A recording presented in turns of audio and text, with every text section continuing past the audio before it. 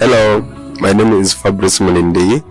I'm CEO and founder of SOFA, Solve and Flourish Africa here in Changwari Refugee Settlement. Basically a youth-led organization trying to mitigate the climatical changes and trying to provide sustainable solutions to the environmental degradation, climate change, among others in the community. Today I want to be reflecting on the challenges that I've faced, and I've really picked two of them that I really want to elaborate about, and this is financial constraint and marketing.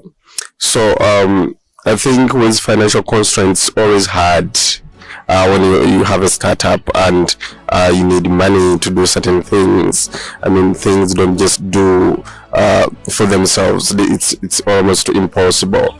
I think I've tried to do that through two ways. I think I've tried to hire people who not just money driven, but people who have mission or vision driven.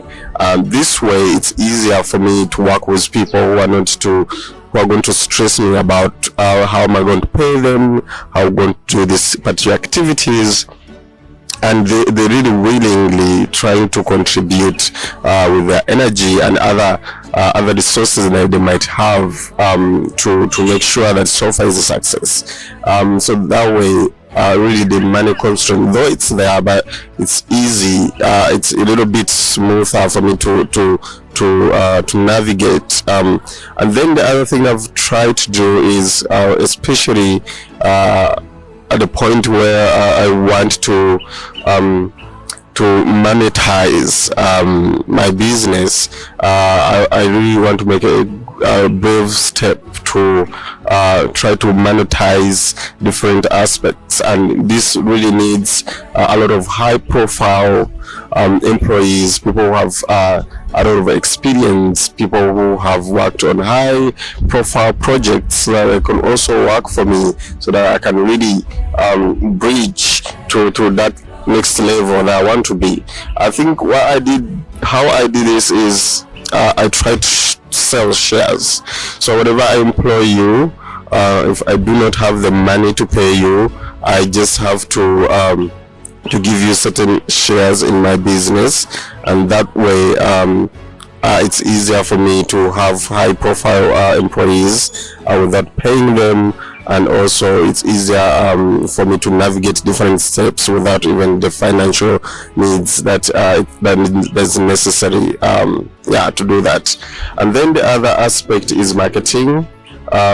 Marketing is quite hard, especially when for context where I am or where I live, it's a refugee settlement, so I was trying to provide briquettes, which like an alternative to charcoal or cooking material, and then I was also trying to provide organic fertilizer, and it was really hard for me to put it on the market because these are products that have been available, so I need to make sure or to give them a reason to why they have to buy my products, especially if there's some other companies that produce fertilizers, so I have to give a reason to why they should take my products, and that has been the most intense part of it. I think for a while we have not been making sales or even making profit because of that, because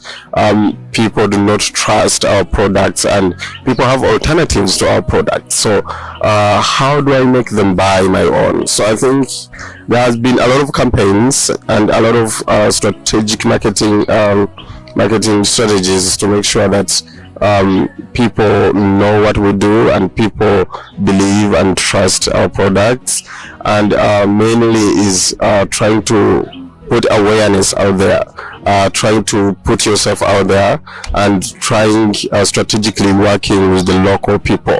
I think what we launched was a livelihood project where we are training local farmers on the techniques of farming better, and then that way we use that same group of people to work on our briquettes and then also to work on our fertilizers. So that became like our first way of getting customers, because the people that have been training, they know what we do, and then they have started working on other things that we're doing, and that the same people who are going to be buying them. And also, not only that, there are the same people who are going to be the ambassadors of our products out there in the community, that people will see and be like, this is what Sofa does, and we have tested it and it's okay, and it's important because of these qualities that it has, including mitigating climate change, which is something that we are intensely making people aware of. So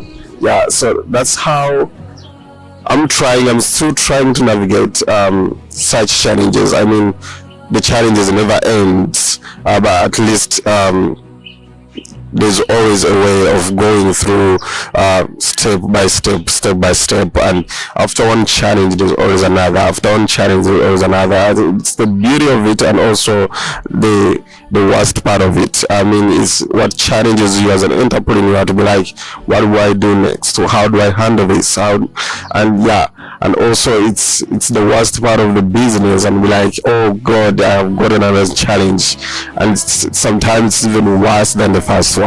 And yeah, thank you so much.